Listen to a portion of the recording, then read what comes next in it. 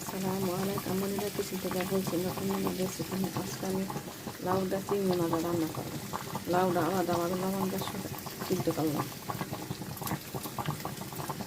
চিংড়ি মাছটা মশলাটা কষালাম। লাউডা সিদ্ধ হলে দিয়ে দেবো মাছ।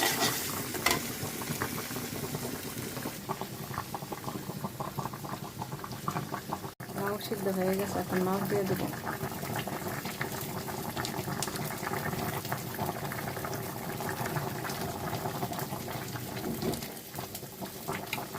এখন ঢেকে দিব। লাউ তরকারিটা হয়ে গেছে, এখন ধনে পাতা দিবা, জিরা পাতা দিয়ে নামাবো।